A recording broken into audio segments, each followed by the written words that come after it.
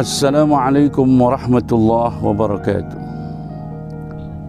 Di dalam kitab Tanbihul Ghafilin, Syekh Nasir Muhammad menjelaskan bahwa musuh manusia itu ada 4 macam. Yang pertama adalah dunia dan isinya. Yang kedua, nafsu. Yang ketiga, syaitanul jinni. Dan yang keempat, syaitanul insi. Yang pertama adalah dunia. Kemewahan dunia bahkan diakui oleh Nabi dan lebih dikhawatirkan oleh Nabi. Fitnah yang paling berat untuk dihadapi bagi umatnya adalah dunia dan kemewahannya. Banyak orang yang sudah menjual imannya gara-gara dunia. Banyak orang yang sudah berubah imannya karena kemewahan dunia. Banyak orang yang tidak mempedulikan keimanannya karena kemewahan di dunia. Apa yang ada di dunia menyilaukan sebagian besar mata orang-orang yang ada di dunia ini, sehingga mereka lebih mengejar kemewahan dunia daripada kehidupan setelah dunia ini. Begitu berat godaan dunia ini, begitu sangat berat untuk menghadapi godaan yang ditimbulkan dari dunia ini, karena mereka mungkin berpikir dunia lebih terasa untuk dinikmati daripada sekejar keterangan-keterangan tentang akhirat. Sehingga banyak orang yang tidak peduli untuk mempersiapkan kehidupan setelah kehidupan di dunia ini. Mereka silau dengan kemewahan dunia. Mereka mabuk dengan keindahan dunia. Mereka terlena dengan kekuatan dunia yang bisa dimiliki. Mereka berpikir bahwa semua hal, semua kenikmatan, semua bayangan bisa dinikmati ketika mereka memiliki dunia.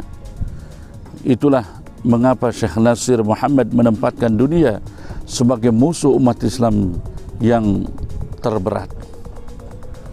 Banyak orang yang dengan jabatannya mereka lebih menggunakan jabatannya itu sesuai dengan kesenangan nafsunya. Mereka tidak berpikir lagi bahwa aku adalah orang Islam meskipun aku adalah seorang pejabat. Mereka berpikir aku adalah pejabat meski aku adalah orang Islam. Hal itu berbeda sekali. Kenapa? Ketika orang berprinsip bahwa aku adalah orang Islam meskipun aku adalah pejabat, maka mereka akan menggunakan jabatannya sesuai dengan amanah yang diembannya. Tapi ketika mereka berpikir bahwa aku adalah orang Islam tetapi aku adalah pejabat, maka mereka akan menggunakan jabatannya itu untuk kepentingan sesuai dengan nafsunya. Na'udzubillahi min dzalik. Banyak orang yang padahal pintar, tetapi dengan kepintarannya itulah mereka kemudian memanipulasi data hanya untuk mendapatkan kepentingan-kepentingan yang mereka inginkan. Na'udzubillahi min dzalik.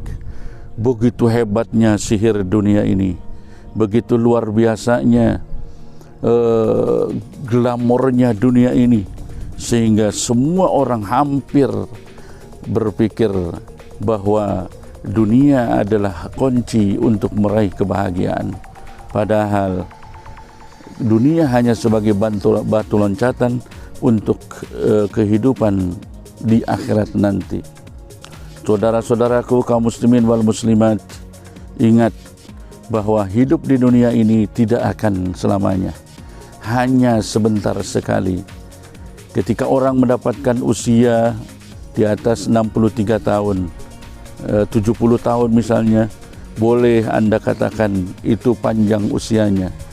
Tetapi itu karena perbandingannya dengan usia-usia di bawahnya.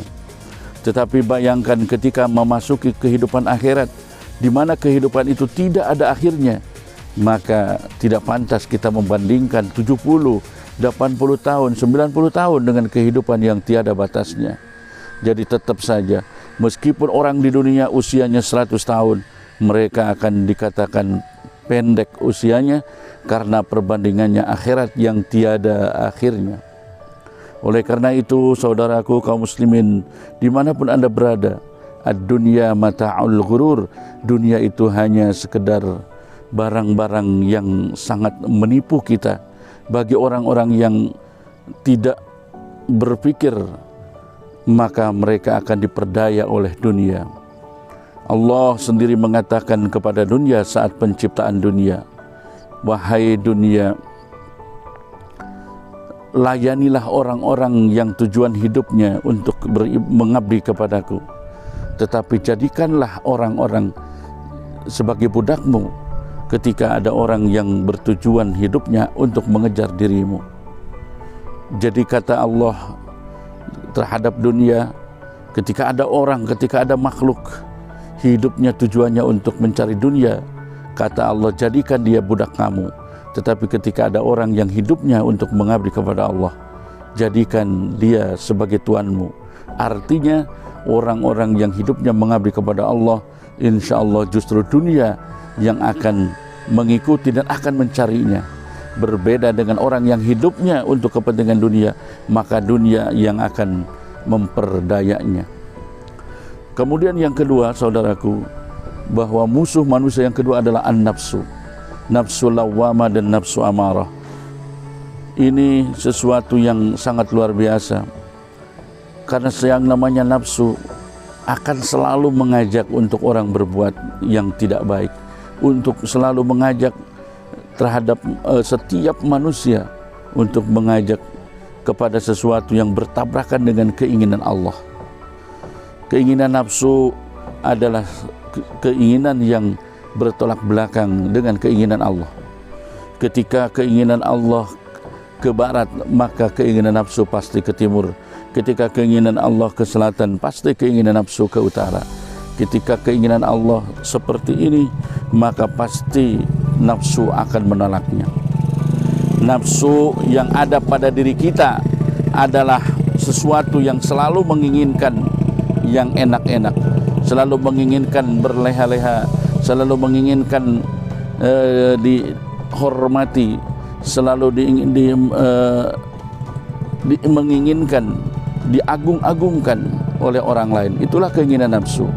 Oleh karena itu, saudara-saudaraku kaum muslimin, orang yang bijak adalah orang yang selalu melawan keinginan nafsunya dan menundukkan nafsunya supaya tunduk dengan keinginan kita, hati nurani kita yang benar dan sesuai dengan apa yang menjadi keinginan Allah dan Rasulnya. Kemudian musuh manusia yang ketiga adalah syaitonul jinni, yaitu setan yang terbuat dari jin. Setan yang terbuat dari jin juga selalu menggoda manusia untuk terus mengingkari apa yang menjadi perintah Allah dan melaksanakan apa yang menjadi larangan-larangan Allah. Itu adalah sumpah setan.